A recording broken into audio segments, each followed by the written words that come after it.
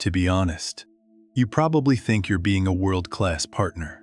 You're always there, reminding your person about every little thing, checking in to see where they are, or asking how their day went.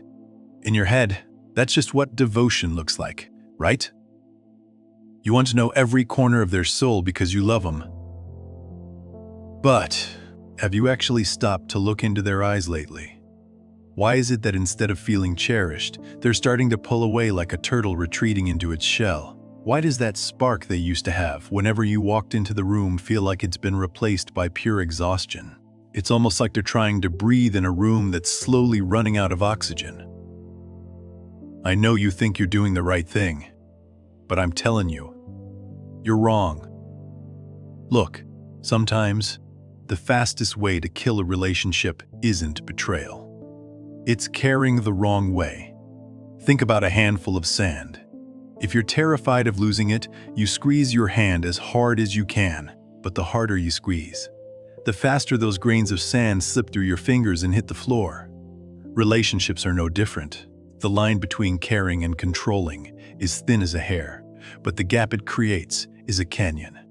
Today, at Relational Mastery, you and we're going to peel back the curtain on the fear driving that control. I'm going to show you how to truly own a connection without ever having to turn your love into a cage. Now, why do we get this urge? To micromanage the people we love most, to understand that we gotta look under the hood of the human brain. Folks, at the end of the day, we all just want a little peace of mind. Science shows that control is usually just a gut reaction to uncertainty. When you don't feel solid in your own value, your brain triggers a glitch detector called the Anterior Cingulate Cortex, or the ACC. Think of this ACC like a bright red warning light on your car's dashboard.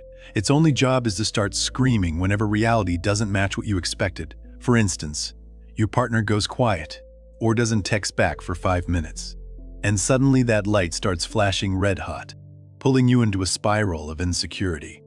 In that moment, logic goes out the window, and survival mode takes the wheel. You feel small. You worry that you aren't enough to keep them, and you start believing that if you don't tighten the leash, they'll realize you're not all that and leave. But here's the irony. When you try to control them, you're broadcasting a scarcity frequency. You're accidentally telling them, I don't trust you, and more importantly, I don't trust my own worth. In behavioral psychology, that desperate vibe is the fastest way to kill attraction. Real desire can only live in a space where there is freedom and respect, where someone stays because they want to be there, not because they feel like they can't leave. To figure out if you're actually caring, or if you're just turning into a warden, take a look in the mirror and check yourself against these 4 red flags. In psychology, we call this clustering, little pieces of a bigger, darker picture. First, you're blowing up their phone just to kill your own panic. You send a string of texts asking what they're doing, who they're with, or why they aren't home yet. You think that's a conversation? No. You're just using them like an anti-anxiety pill to fix the mess in your head. Every one of those rapid-fire texts is an error signal that makes them feel like they can't breathe. Second, demanding receipts and total transparency. You need photos of where they are. You want their GPS location in real time, or a minute-by-minute breakdown of their day. You've turned your home into a crime scene investigation, where your partner is the suspect and you're the detective. Third, hiding punishments in your affection.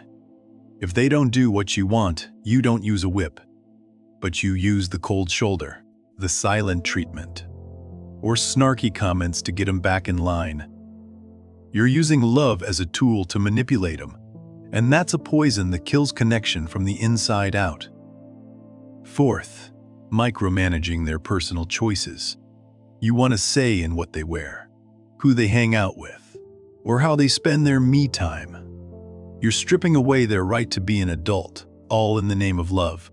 This control, it even leaks into the way you touch. A real, caring hug activates the brain's reward center and brings peace. But a controlling hug feels transactional. It's shaky, or it feels like you're grabbing them.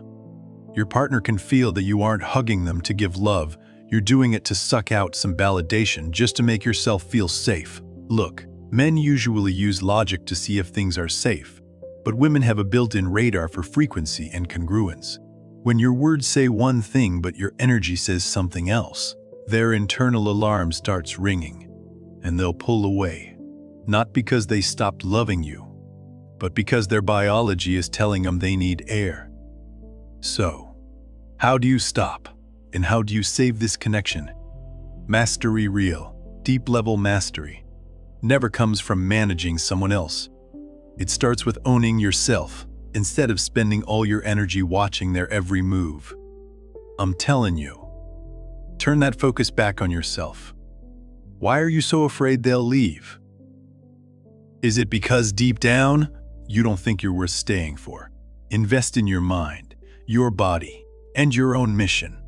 When you become a high-value person with a life full of goals, your time becomes expensive. You won't have time to worry about a text that's 5 minutes late. Trust me on that. In business and in love, the best relationships are win-win.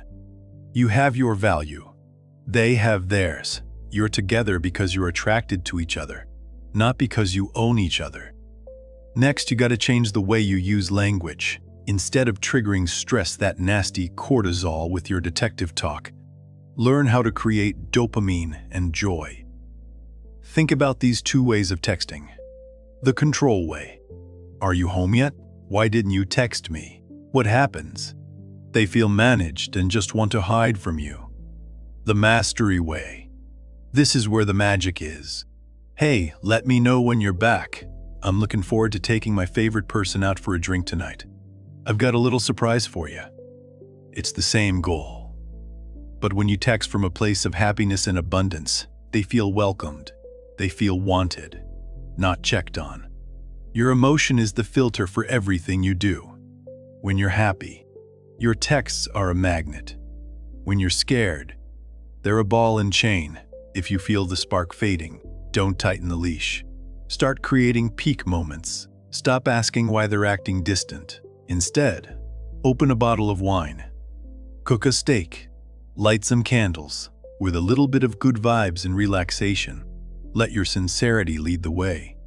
Hey, I felt a bit of a gap between us lately, and I miss the way we used to just laugh together. When you create a safe space, they will naturally walk through the door and share everything with you, without you ever having to play detective. Always keep that handful of sand in mind if you open your hand, and just let it be. That sand stays with you longest. Love, just like breathing, needs room to move. Control might give you a tiny bit of fake safety for a second, but it'll rot the foundation of trust forever. Don't turn into a warden in your own home. Master your own internal world first, so that your confidence, your calm, and your sincerity become the strongest magnet that pulls them back in. When you truly know your worth, you'll realize, if they belong with me, nobody can take them. If they don't, then control wasn't gonna save us anyway. Let your presence be a gift they can't wait to receive, not a chore they have to deal with. Hold the key to your own self-awareness, and you'll see those boundaries become natural and even beautiful. Open the door to real connection.